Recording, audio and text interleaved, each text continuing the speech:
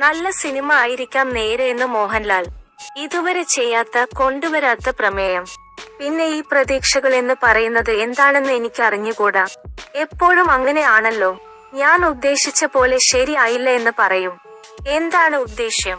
ഞങ്ങൾ ഒരു സിനിമ ചെയ്യുന്ന സമയത്ത് നമ്മൾ പ്രതീക്ഷിക്കുന്ന പോലെ ആകില്ലല്ലോ പുറത്തു അത് എത്തുന്നത്. നേരത്തെ പറഞ്ഞ പോലെ ട്വിസ്റ്റുകളും ക്രൈം ത്രില്ലറും പ്രതീക്ഷിച്ചു വരുന്ന ആളുകൾക്ക് ഇത് ഒന്നും ആയിരിക്കില്ല. അതേസമയം ഒന്നും പ്രതീക്ഷിക്കാതെ എത്തുന്ന ആളുകൾക്ക് ഇത് നല്ലൊരു സിനിമ ആയിരിക്കാം. ലാലേട്ടൻ പറയുന്നു, ഈ സിനിമയിൽ ഓരോ ആളുകളും ചെയ്തിരിക്കുന്ന റോളുകൾ എടുത്തു പറയേണ്ടതാണ്. ഈ സിനിമയിൽ ശാന്തി എന്ന് പറയുന്ന ആളാണ് എന്നെ കൊണ്ടുവന്നിരിക്കുന്നത്. അവരാണ് അതിന്റെ കീ ഫാക്ടർ. എങ്ങനെ വരുന്നു എന്നത് സിനിമ കണ്ടാണ് മനസ്സിലാക്കേണ്ടത്. ലാലേട്ടൻ പറയുന്നു, ദൃശ്യം എന്ന സിനിമയുമായി ഈ സിനിമയ്ക്ക് ഒരു കമ്പാരിസണുമില്ല. ഇതൊരു കോർട്ട് റൂം ഡ്രാമയാണ്. ജിത്തു ചെയ്യുന്ന ഡിഫറന്റ് ജോണറിലുള്ള സിനിമ.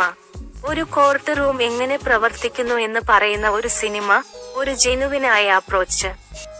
സത്യം കണ്ടെത്താനുള്ള ധർമ്മം, അതാണ് ഇവിടെ സംഭവിക്കുന്നത്. ഒരു വക്കീലായിട്ടാണ് ഞാൻ അതിലെത്തുന്നത്. ഒരു ഇൻ ആൻഡ് ഔട്ട് വക്കീലായിട്ടാണ് എത്തുന്നത്. കഥ തന്നെയാണ് തന്നെ ഇതിലേക്ക് എത്തിച്ചത്. ഒരു നിസ്സഹായനായ ആളാണ് ഇതിലെ കഥാപാത്രം എന്ന് പറയാനാകില്ല. സത്യത്തിന്റെ പുറകെ സഞ്ചരിക്കുന്ന ആളാണ് എന്റെ കഥാപാത്രം. തന്റെ സീനുകളെല്ലാം മനോഹരമായി ചെയ്തിട്ടുണ്ട് എന്നാണ് ജഗദീഷ് പ്രസ് മീറ്റിൽ പങ്കെടുക്കവെ പറയുന്നത്. ലാലും സാറിന് തന്നിലുള്ള വിശ്വാസമാണ് നേരെന്നാണ് ജിത്തു ജോസഫ് പ്രതികരിച്ചത്. ജോസഫ് സംവിധാനം ചെയ്യുന്ന നേര് ദൃശ്യം ഫെയിം അഡ്വക്കേറ്റ് ശാന്തി മായാദേവിയാണ് തിരക്കഥയൊരുക്കിയത്. ചിത്രത്തിൽ അഭിഭാഷകനായ വിജയമോഹൻ എന്ന കഥാപാത്രത്തെയാണ് അവതരിപ്പിക്കുന്നത്. ഡിസംബർ 21 ക്രിസ്മസ് റിലീസായി തിയേറ്ററുകളിലെത്തുന്ന സിനിമയുടെ പ്രൊമോഷൻ പരിപാടികളുമായി മുന്നോട്ടു പോകുകയാണ് ജിത്തു ജോസഫും മറ്റ് അണിയറക്കാരും.